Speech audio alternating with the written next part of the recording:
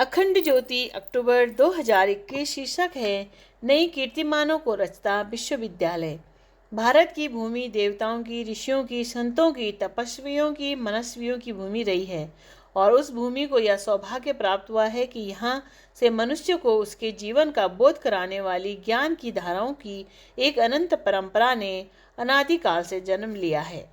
इन परंपराओं में योग, तंत्र, सांख्य, वेदांत जैसे गंभीर और गुह्य ज्ञान की परंपराएं भी है, तो वहीं मनुष्य को धर्म व्यवहार सिखाने वाली, शिष्टाचार सिखाने वाली, सदाचार विकसित करने वाली अनेकों सामाजिक परंपराएं भी है। इन ज्ञान परंपराओं में संभवतः वो धारा जिसका उद्देश्य मनुष्य को मानवीय संभावनाओं के शिखर पर ले जाना है, वो धारा योग की धारा रही है। यह एक ऐसी अद्भुत ज्ञान की धारा है जिसने सामान्य व्यक्ति को स्वस्थ शरीर को प्राप्त करना सिखाया, तो वहीं उच्चतर आयाम के साधकों को स्वच्छ मन साधना भी सिखाया। यही कारण था कि वर्षों पहले परम पूज्य गुरुदेव ने इसी योग की धारा को गायत्री परिवार के साधनात्मक अभियान के केंद्र में रखते हुए स्वस्थ शरीर, स्वच्छ मन, सभ्य समाज जैसे चिंतन को पूरे समाज को और पूरे विश्व को प्रदान किया। देव संस्कृति विश्वविद्यालय इस दृष्टि से सदा से अद्भुत रहा है कि उसने योग के क्षेत्र में ऐसे मुकाम को प्राप्त किया है जहां पर विश्वविद्यालय के विद्यार्थी एवं आचार्यगण लोग इस क्षेत्र में राष्ट्र से लेकर अंतर्राष्ट्रीय कीर्तिमानों को छूते हुए नजर आते हैं। इसी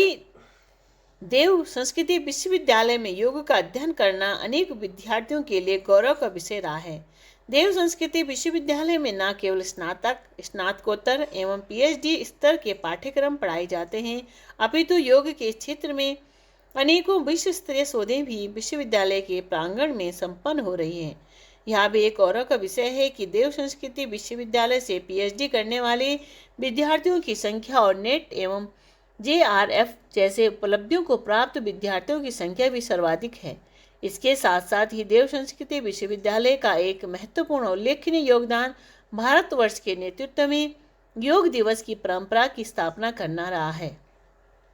इसी क्रम में विगत दिनों में अंतर्राष्ट्रीय योग दिवस के केंद्रीकृत आयोजन को करने के लिए केंद्रीय मंत्री श्री किरेन रिजिजू की अध्यक्षता में एक महत्वपूर्ण मीटिंग का आयोजन किया गया, जिसमें देव संस्कृति विश्वविद्यालय की ओर से देव संस्कृति विश्वविद्यालय के प्रतिकुलपति को भी उनके विचारों को साझा करने के लिए आमंत्रित किया गया। बैठक के दौरान देव संस्कृति विश्वविद्यालय के प्रतिकुलपति के साथ ही इस बैठक की प्रक्रिया आरंभ हुई और इस मीटिंग में प्रतिकुलपति जी ने कहा कि इस वर्ष योग दिवस का आयोजन एक अनूठे सहयोग का अवसर पर हुआ है, जब अंतर्राष्ट्रीय योग दिवस, गायत्री जयंती और गंगा दशहरा सभी एक ही दिन आ रहे हैं और इस सौभाग्य का उस वर्ष में घटित होना जो हम शांति कुंज के स्वर्ण जयंती वर्ष को मना रहे हैं, एक दैवी और विलक्षण संयोग ही कहा जाएगा। इस गोष्ठी में उन्होंने केंद्रीय मंत्री जी एवं अन्य सभी प्रतिष्ठित आगंतुकों को शांति कुंज आने का आमंत्रण दिया और साथ ही साथ यह भी कहा कि यदि योग